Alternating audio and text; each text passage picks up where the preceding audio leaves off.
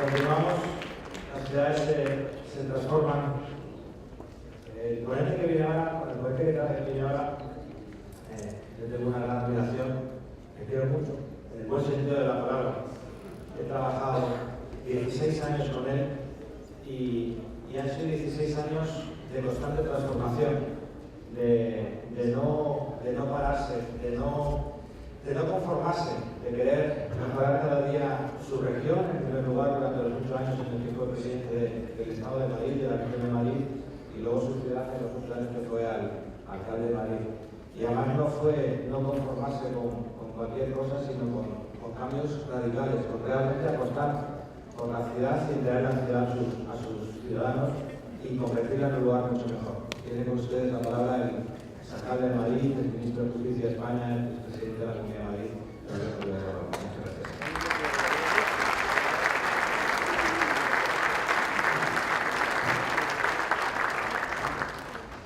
Muy buenas tardes a todos.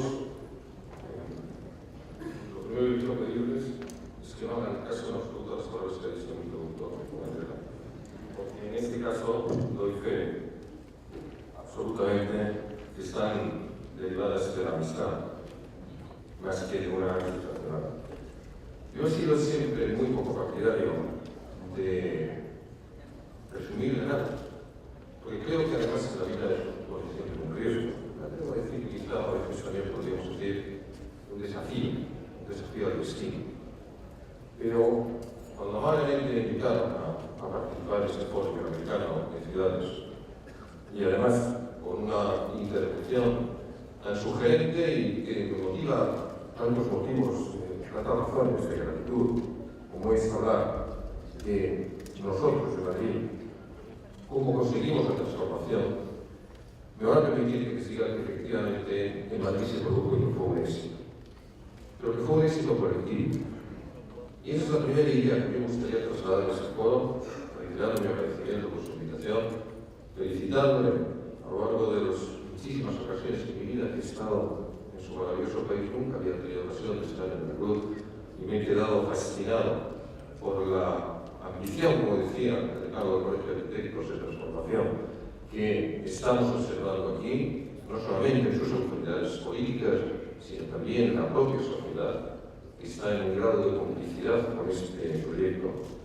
Y desde luego, trasladar mi abrazo más solidario a todos los que al día de hoy, en lugar de disfrutar de una vida más cómoda, que es lo que nos ocurre, nos hablamos del pasado, están viviendo directamente el presente, ejerciendo sus responsabilidades en la administración local.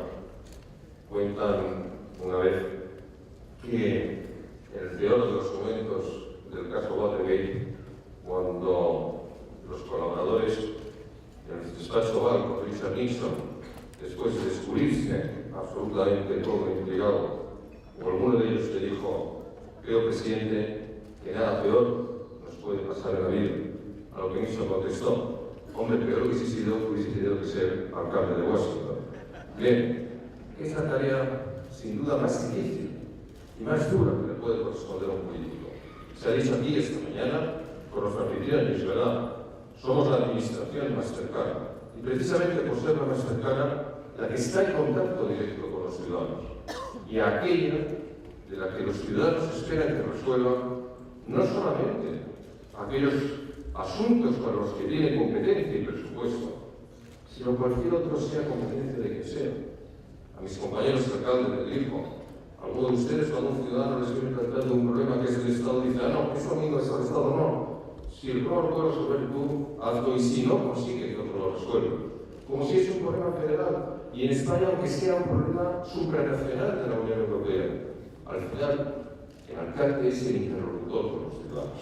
Y por eso es por lo que es la más fascinante de las vocaciones políticas que sin duda se pueden ejercer. Dicho esto, me van a permitir que en un espacio breve, porque también los horarios no permiten estar muchas horas en esta maravillosa ciudad, que les traslade el porqué de Madrid. ¿Y por qué es noticia que Madrid se transformase? El decano del Colegio de Arquitectos ha hecho esta mañana un relato brillante, como como todos los suyos, o que estaba condensado en el tiempo de la historia de Madrid.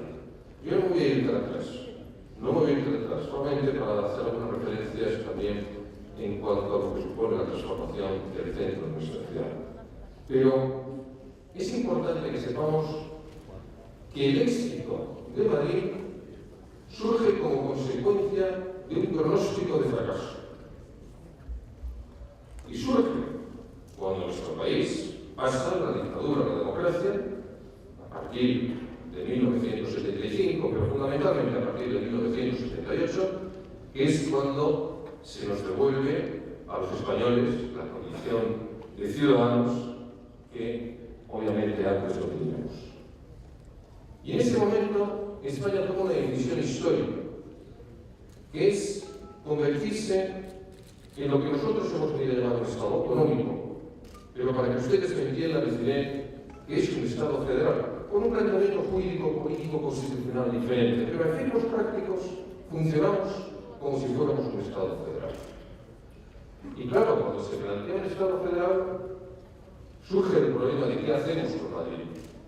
Las grandes regiones históricas de España tenían muy claro que por su identidad histórica, por su singularidad cultural, muchas de ellas con lengua propia, querían ser esos nuevos estados, que nosotros llamamos regiones o comunidades autónomas. Y hay otras que sin esa tradición, por razón de su realidad geográfica, lo quisieron también nuestros archipiélagos de Canarias y Baleares. Y así se fue dibujando el mapa autonómico de España. Pero ¿qué hacíamos con Madrid? Lo voy a decir con toda claridad. Madrid es hoy una de las regiones, la región capital de la nación española, no porque lo pidiese, no porque lo reclamase, no, me atrevo a decirle, ni tan siquiera porque lo imaginase. Lo es porque el espacio natural al que Madrid había pertenecido, y pertenece siempre, es decir, Castilla, en sus dos manifestaciones históricas y jurídicas, lo que antes se llamaba Castilla Vieja y Castilla Nueva, hoy en términos constitucionales Castilla y León y Castilla-La Mancha, no quisieron que Madrid perteneciese a sus nuevas, emergentes y flamantes regiones. Y fuimos Estado, comunidad, como consecuencia de que nuestros vecinos del norte y del sur no quisieron compartir con nosotros ese destino. Y ustedes se preguntarán por qué. ¿Por qué Madrid se ve forzada a tener una estructura política propia? ¿Y por qué las comunidades a las que hoy es la región con mayor aportación al Producto Interior Bruto español, con mayor generación de ingresos por las arcas generales del Estado, con mayor riqueza per cápita para los españoles y con uno de los índices de desempleo desgraciadamente alto, pero muy por debajo de la media nacional? ¿Por qué no se nos quiso Madrid? Pues porque no se creía en Madrid. Y no se creía en Madrid porque la paradoja es que el ejercicio de la capitalidad durante tantos siglos, en lugar de beneficiar a la sociedad madrileña, le había perjudicado en comparación con otras sociedades españolas. Madrid siempre ha sido puerto. Cuando digo puerto me estoy refiriendo a la institución monárquica. Era puerto cuando teníamos república, cuando teníamos dictadura de Franco, cuando teníamos monarquía. Es decir, ha sido administración, más que una realidad propia, éramos la sombra que dejaban alrededor suyo las instituciones del Estado. ¿Y eso a qué nos llevó? Pues a que, a diferencia de otras partes de España, como Cataluña o el País Vasco, donde la sociedad civil pujante y emergente, no de arriba abajo, no buscando el presupuesto público, sino construido bajo su propio esfuerzo, creó una realidad económica, social y cultural formidable. En Madrid nada de eso ocurría porque todo nos lo daba el Estado. Los catalanes tenían que pagarse ellos un teatro de la ópera para poder tener esa manifestación cultural y constituyeron una sociedad civil, el Liceo de Barcelona, y sin presupuesto público alguno construyeron el mejor teatro de ópera de España. A los madrileños nos hace falta. No teníamos que llamar a la puerta de la reina Isabel II y decirle que los próximos presupuestos se nos pague directamente un teatro de obra. Es un ejemplo que vale igual con infraestructuras, que vale igual para contenedores culturales. Siempre hemos estado acostumbrados a vivir en el Estado. Y eso se refleja naturalmente en el urbanismo. Una de las paradojas de Madrid es que hemos tenido un comportamiento a veces, entiéndanme ustedes bien la expresión, como de nuevos ricos, en el sentido de que cuando, igual que todas las sociedades y los países del mundo, teníamos épocas de bonanza y épocas de dificultad, cuando venían las épocas de bonanza, en lugar de mejorar lo que teníamos, lo olvidábamos y nos íbamos a hacer algo nuevo, con una mentalidad un poco adanista, consistente en empezar siempre desde cero. Los muchos de ustedes que habremos tenido la suerte de recibirles en la ciudad de Madrid habrán conocido ese primer Madrid de los Austrias, pero cuando llegaron los Borbones hicieron otro, el Madrid de los Borbones, y en el siglo XIX se hizo otro, el barrio de Salamanca, y en el siglo XX, primero con la monarquía y después con la república, otro, y en las épocas de prosperidad relativa del régimen de Franco, otro. Y yo estoy absolutamente de acuerdo con su secretario en su extraordinaria intervención de que una ciudad no puede tener un único centro que obligue a transitar no solamente personas, mercancías, servicios, ni siquiera pensamientos, solamente por un punto, porque eso produce la saturación. También digo, como decía el decano Antonio esta mañana, una ciudad que no se estime a sí misma, que no se quiera a sí misma, que no se valore a sí misma, es una ciudad que no tiene posibilidad de prosperar. Y el mejor ejemplo de ese desencuentro con tu propia historia consiste en dejar degradar aquellos espacios de los que se sintieron orgullosos las generaciones anteriores. No tenía sentido en Madrid, como pasaba hasta hace muy poco tiempo, que en las mismas puertas de nuestro Palacio Real, que es orgullo de todos los palacios reales de Europa, habitase la marginalidad más absoluta, como consecuencia de que los gobernantes entonces, como obviamente eran responsables de haber hecho el Palacio Real, destinaban todas sus preocupaciones a los nuevos espacios, a las nuevas centralidades, que ellos sí sentían como propios. Ese fue un camino difícil, pero les puedo asegurar que se consiguió. ¿Y por qué pasó esto? Pues porque, y créanme, que no pretendo hacer de esta pequeña intervención ninguna soflama en favor del liberalismo, que por otra parte me encantaría poder hacer en cualquier otro foro, pero créanme que si alguna conclusión he llegado yo después de muchos años de gobierno de distintas administraciones, es que los esfuerzos que solamente realizan las administraciones públicas son insuficientes y los esfuerzos que solamente realiza la sociedad civil también son insuficientes. Y que solamente cuando se suma una decidida voluntad política con un impulso ciudadano articulado a través de la sociedad productiva creadora, es cuando de verdad se consiguen los grandes proyectos de transformación. Y eso es lo que nos pasó en Madrid. Cuando nuestros vecinos nos habían dicho que no, cuando desaparecía el privilegio, entre comillas, de tener el presupuesto general del Estado para cualquier necesidad, en lugar de encontrarnos huérfanos, descubrimos que estábamos ahí, que estábamos los madrileños, de izquierdas y de derechas, desde don Enrique Tierno Galván, citado esta mañana por el decano, cariñosamente conocido por todos los madrileños como el viejo profesor, hasta los sucesivos alcaldes que ha habido de distintos partidos políticos. Pero descubrimos que había una sociedad y que si no había dinero para pagar con cargo el presupuesto público un espacio cultural, sí había emprendedores que estaban dispuestos a hacerlo.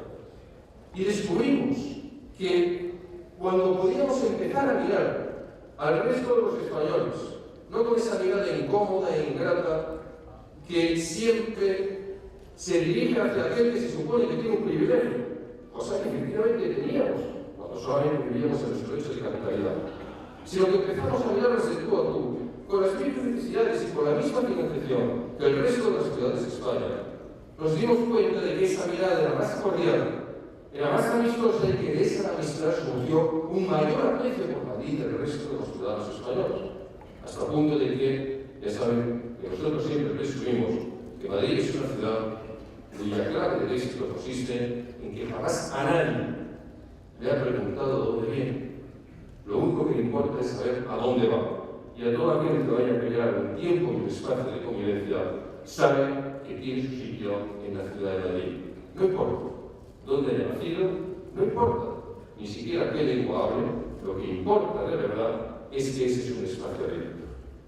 Madrid, ciudad abierta. Esa fue la clave de nuestro éxito. Abrirnos, recibir, reclamar el talento, no tener miedo a perder los privilegios. Que a los arquitectos no les da miedo que viniesen arquitectos de otras ciudades o de otros países o de otros continentes, al contrario, aprendían de ellos, como aprendíamos los abogados. Abrir la ciudad. Y esa ciudad que se convirtió en atractiva y quiero agradecer de forma muy especial las cariñosas palabras que ha tenido el señor gobernador de los tardes esta mañana, pero lo dice por experiencia, porque fue un madrileño más. No era un mexicano en Madrid, era un madrileño en Madrid. Es lo que serán todos ustedes el tiempo que quieren pasar en nuestra ciudad. No tengan ninguna duda. Esa ciudad abierta fue la que ha conseguido esa enorme transformación. Y cuando la ciudad se encontró a sí misma, se reconoció, se quiso, para esto la convocatoria cultural tuvo un efecto absolutamente determinante, entonces en ese momento pudimos intervenir para hacer poco más que identificar los sentimientos de los ciudadanos, las administraciones públicas, para conseguir la transformación. ¿Cómo lo hicimos? Pues como antes he dicho, siempre compartiendo con la sociedad civil, compartiendo con otras administraciones y compartiendo no solamente con aquellos que pensaban como nosotros, sino compartiendo con aquellos que pensaban de forma diferente a nosotros. Alguien dirá, el crecimiento exponencial de Madrid, ciudad y comunidad se debe sin duda a las enormes inversiones que se hicieron en infraestructuras. No. El crecimiento exponencial, en primer lugar, se debe a que el principal activo que reclamó la ciudad de Madrid fue el talento. El talento.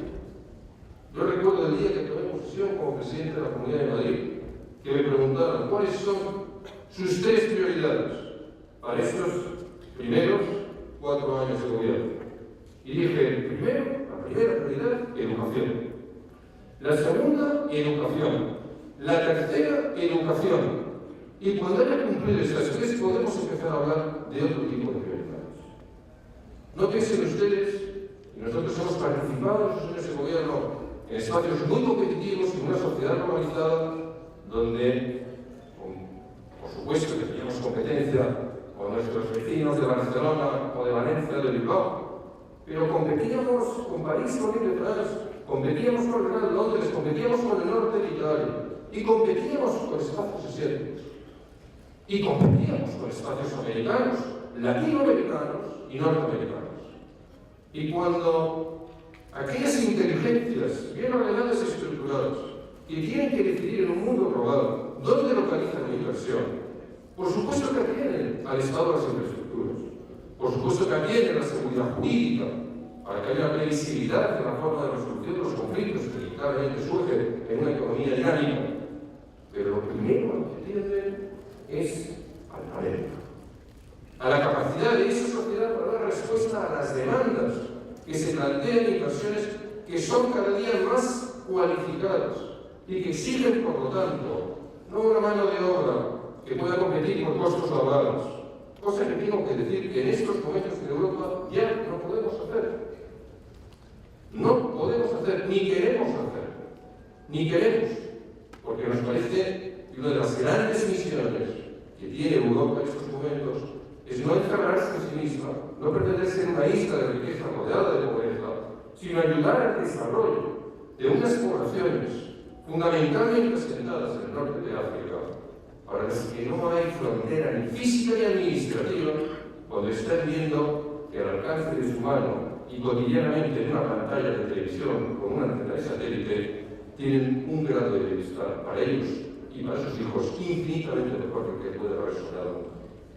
Por eso, en esta frase que hoy aquí se ha repetido y que estoy convencido que será una de las más repetidas a lo largo del Congreso, y es que el siglo XXI es el siglo de las ciudades, y que la competencia no va a ser entre los estados, va a ser entre las ciudades, y me atrevo a decir, cuando hablo de estados hablo de países federales, pero tampoco va a ser de los estados en el sentido mexicano de las regiones, sino de las propias ciudades, y que ningún espacio jurídico, administrativo va a tener importancia económica y social si no se nuclea a través, en torno a un espacio urbano. Esa es una realidad que nos tiene que hacer sentirnos a ustedes ahora responsables de la enorme capacidad de condicionamiento que sus decisiones van a tener para el bienestar de los ciudadanos. Hace muy poco tiempo, muy poco, creo que escasamente 3 años, se produjo una noticia. En México no les sorprenderá, porque aquí se ha dado el dato hoy del 70%, pero es que es a nivel global, es de todo el planeta. Por primera vez, desde que el hombre habita la Tierra, somos más los seres humanos que vivimos en espacios urbanos, las ciudades, que no en espacios rurales. Por primera vez. No había ocurrido nunca desde los tiempos de la Tierra. Pero eso no es lo más importante. Lo más importante es que no dejará de ocurrir jamás, que es un proceso irreversible y sin retorno, y que mientras el hombre siga transitando por este planeta, seremos cada día más y más y más aquellos que hemos elegido la ciudad, el espacio no solamente urbano físico, sino lo que significa sociológicamente esa forma de convivencia que aquellos que por muy fantásticos deseos medioambientales que puedan tener han escogido directamente el mundo rural. 3 pinceladas más para no extender sobre el tiempo que se me ha dado. La primera, la diversidad. Aquí se ha dicho y quiero insistir en ello. La clave del éxito de una ciudad, de cualquier sociedad, pero hablamos de las ciudades como espacio donde se desarrollan las sociedades del siglo XXI, es la diversidad. Una ciudad que obtenga un don, me da igual, que sean causas democráticos o autoritarios, una unificación del pensamiento, una unificación de las ambiciones y de las aficiones, una unificación de las costumbres, es una ciudad que está condenada directamente al fracaso, y la ciudad con ella. La enorme riqueza de Madrid nace de nuestra diversidad, y una diversidad que lo que ha producido no es una tensión, sino una integración. Lo decía Fontaine también generosamente esta mañana. Hasta un 20% de los ciudadanos de Madrid, en determinados momentos, han llegado a no haber nacido en España. Lo digo en Madrid, por supuesto. Es decir, que eran producto de la inmigración. Esa inmigración que ha causado problemas en otros países de la Unión Europea, que se ha articulado en torno a vetos urbanos geográficos en los suburbios de París, que ha generado tensiones en Estados Unidos de América. Esa inmigración, una inmensa mayoría de la cual es obviamente latinoamericana, a Madrid no solamente no le ha generado tensión, sino que le ha aportado elemento clave de su crecimiento y de su éxito. Esa capacidad de acoger y de integrarse, ese encuentro en lugar de tropiezo que se ha dado entre la población inmigrante en Madrid, les puedo asegurar que es una de las claves del éxito. No encontrarán ustedes, cuando vayan a Madrid, un barrio de mexicanos, ni encontrarán un barrio de colombianos, o de ciudadanos de Ecuador, o de ciudadanos de Marruecos. No existe una concentración geográfica. Y si no existe la geográfica residencial, tampoco la educativa, ni la de prestación de los servicios públicos, ni la comercial, ni tampoco, por lo tanto, la puramente social, elegida voluntariamente. ¿Por qué? Porque el éxito de Madrid es haber integrado directamente esa diversidad. Y esto es un fenómeno que, si no se explica y si no se advierte, puede generar unas consecuencias absolutamente distintas de las que afortunadamente hemos tenido en la ciudad de Madrid. En tercer lugar, el ejercicio del liderazgo. Pero el ejercicio del liderazgo no significa un liderazgo personal, que nunca se ha instalado en Madrid bajo ninguno de los distintos gobernantes, sino un liderazgo compartido y participado. Un liderazgo que lleve a la sociedad a participar voluntariamente de ese proyecto, para lo cual el poder político, si es inteligente, lo que tiene que hacer es renunciar a la estúpida idea de atribuirse el mérito exclusivo de la transformación que se hace. También recién llegado yo a la Comunidad de Madrid, inauguré una obra cuyo 50% había ejecutado ya, como pasa muchas veces en los cambios entre las distintas administraciones, el gobierno anterior, que era un gobierno de color distinto. El gobierno presidido por Joaquín Leguina, que tengo que decir que para mí fue un extraordinario presidente de la Comunidad de Madrid, pero lógicamente porque estaba en la oposición, hacía la oposición. Y la prensa, no es que sea mala, pero es traviesa.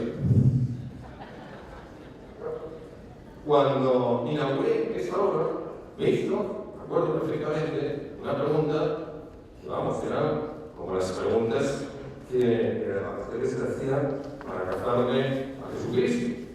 Porque me dijo un periodista, cuyo nombre recuerdo perfectamente, y otro periodista español que está en la sala lo recordará también. Señor presidente, ¿a quién hay que agradecerle esta obra?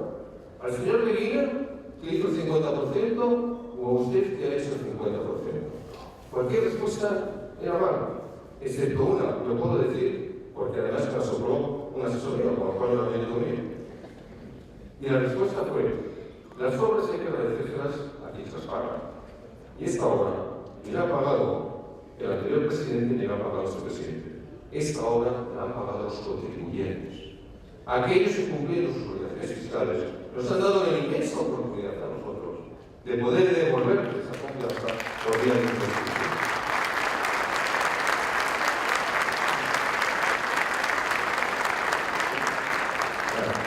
La intervención de su secretario de Desarrollo Urbano me exime de decir muchas de las cosas que tenía pensado decir, porque su diagnóstico ha sido tan brillante, tan certero y tan inteligente que no es un diagnóstico solamente local, sino que pasa a ser un diagnóstico global que podemos asumir perfectamente el resto de las grandes ciudades que tenemos semejantes problemas.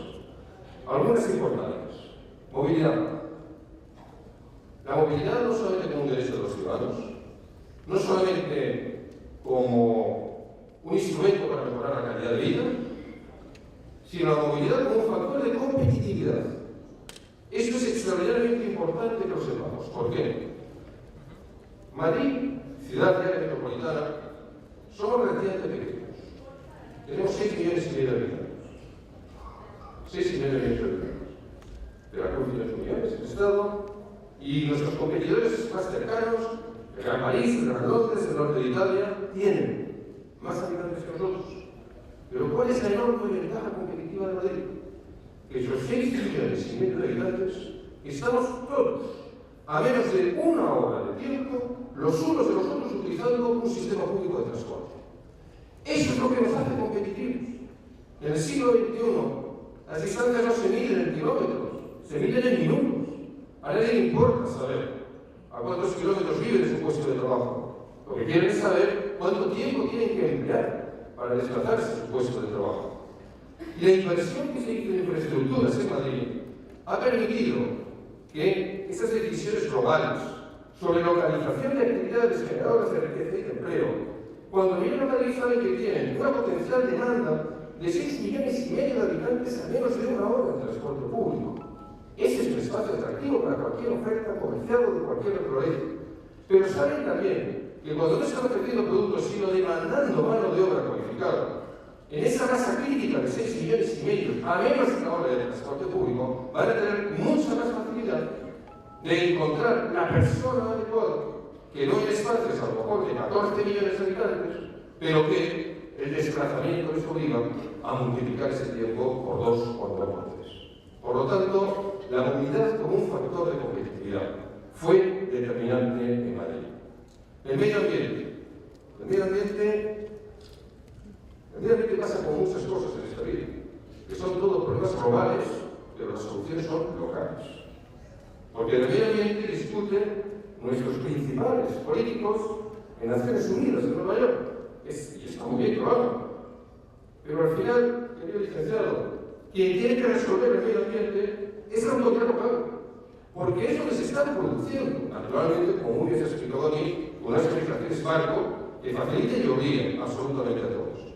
Nosotros ahí tuvimos un problema muy grave, no tanto con el CO2, todo el mundo habla del CO2, pero el CO2 es un problema, afecta al calentamiento global, pero es un problema planetario, no es un problema local.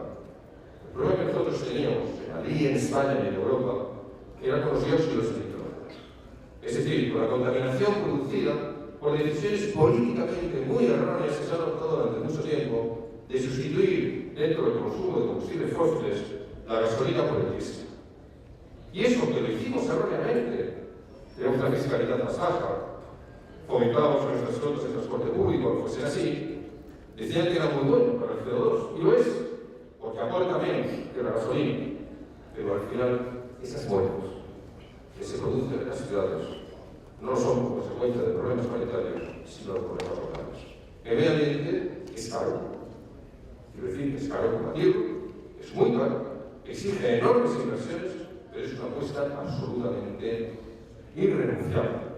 Esa ciudad que dibujaba Alejandro, donde el protagonista es el peatón, donde el vehículo cada día tiene que ser consciente de que tiene que ir dando pasos atrás en la ocupación del espacio público, para que los ciudadanos puedan no solamente transitar, sino que puedan disfrutar. También le tenemos a Antonio el derecho al espacio urbano, el derecho a esta capital. Eso es algo que nos va a costar mucho a las administraciones públicas y presupuesto, pero que desde luego lo tienen que hacer. Dos reflexiones más. La autoestima. Una ciudad tiene que estar orgullosa de sí. Y para alcanzar ese orgullo hay que tener paradójicamente una actitud humilde y por lo tanto no devaluar o ocultar lo que otros antes que tú hicieron. Y esa es la razón por la que nuestros programas principales, sin perjuicio de que los nuevos desarrollos urbanísticos se abordaron, fue para recuperar el uso adecuado de la ciudad existente. Con políticas, se ha dicho aquí, lo vuelvo a decir, que no tienen que ser necesariamente de construcción de vivienda nueva, sino de rehabilitación. La ciudad admite más y mejores usos inteligentes. Y cuando luego oigamos la intervención del delegado de Telefónica sobre la Smart City, la ciudad inteligente, creo que nos demostrará cómo podemos utilizar el tiempo y el espacio, que es escaso en ambas cosas, los ciudadanos de una forma mucho más efectiva para conseguir directamente nuestros objetivos. Y esa fue la razón por la que nosotros decidimos acabar con la brecha social. Esta es mi penúltima reflexión. No vale de nada la prosperidad si aumenta la brecha social en una sociedad. Una ciudad, para que se sienta orgullosa, no puede hacerlo solamente viendo cómo ha mejorado su calidad de vida un porcentaje, aunque sea superior al 50% de sus habitantes. Es más, hay que hacer más donde existe más dificultad. Y por eso, todas las políticas, desde los poderes públicos, se tienen que dirigir fundamentalmente a acabar con esas bolsas de desigualdad, con esos espacios marginales, con esas pérdidas de oportunidad. Y eso es lo que al final consigue que de esta ciudad se sienta orgullosa. No solamente los que disfrutan materialmente del resultado de la infraestructura, sino todos los que la consideran como propia. Si van ustedes por Madrid, yo les invito a que se den una vuelta por Madrid-Río. En las fotos que esta mañana nos ponía Ricardo se veía perfectamente. Allí en la ciudad. La verdad es que el río, decía que todas las ciudades tienen un río importante, el río de Madrid no es muy importante. Quevedo, con su habitual gracia de mamá, aprendiz del río. Pero era nuestro río. Y como todos los ríos, vertebrador no solamente de la geografía urbana, sino también de la memoria histórica de la propia ciudad. Nos habían robado ese río. Completamente. No se ha producido nunca en la historia un caso de secuestro por parte de los poderes públicos de un espacio público. ¿Por qué? No lo critico, porque en los años 60 lo que necesitaba España era empleo, y para crear empleo necesitábamos tener infraestructuras. Y no teníamos capacidad para hacerlas con la visión que se han hecho en el siglo XXI. Lo pusieron dos oportunistas, una en la margen izquierda y otra en la margen derecha. Y abrieron una trinchera que trajo como consecuencia la marginación de ese espacio hacia el sur. Hoy, esa trinchera se ha convertido, y no es una metáfora, en un puente permanente, que ha recuperado la dignidad de los que, por razones históricas o económicas, deciden o se ven obligados a vivir en una u otra parte distinta de la ciudad. Y eso es algo de lo que se siente profundamente orgulloso. Ese señor, que, como decía José Antonio esta mañana, llevaba a lo mejor 40 años de su vida no abriendo, sino bloqueando la ventana de su salón porque debajo no tenía más que contaminación acústica y medioambiental, y que hoy tiene uno de los grandes parques de Europa. Pero el señor que vive a 7 kilómetros al norte, cuando va a el río, se siente igual de orgulloso porque ese ha sido un proyecto de ciudad. Y ese ha sido auténticamente la clave de éxito. Termino.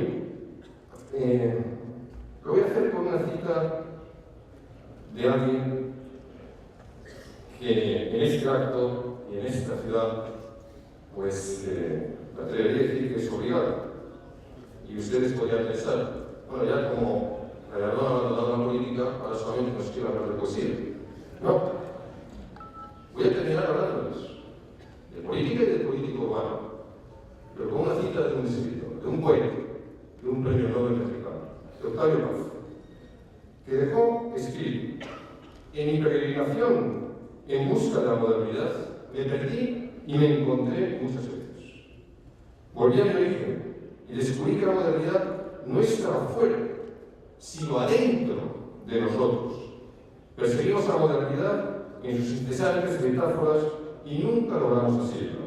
Se escapa siempre. Cada encuentro es una fuga. La abrazamos y el punto se disipa. Solo era un poco de aire.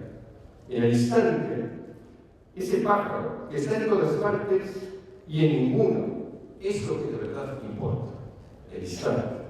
Queremos decirlo vivo, pero sobre las alas abre y se desvanece, vuelto en un puñado de sílabas.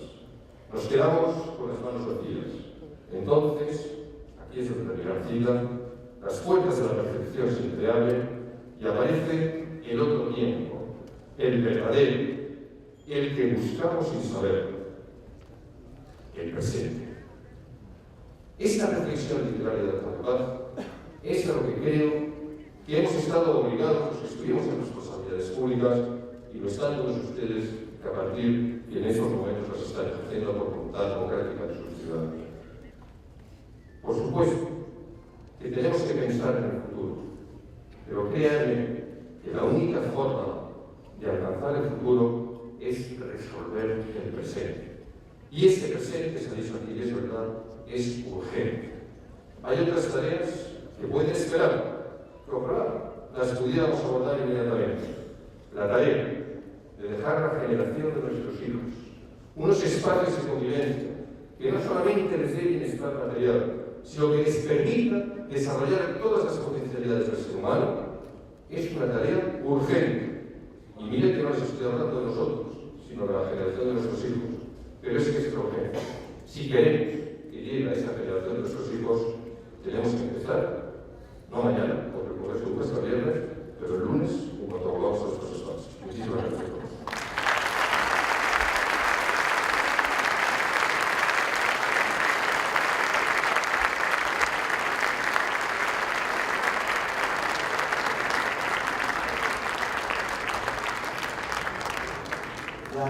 Ya les había dicho, a mí me gustaría que el aplauso continuara, a ver si entre todos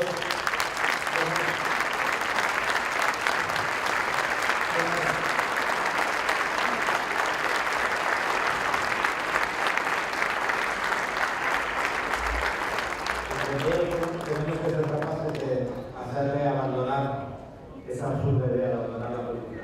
Porque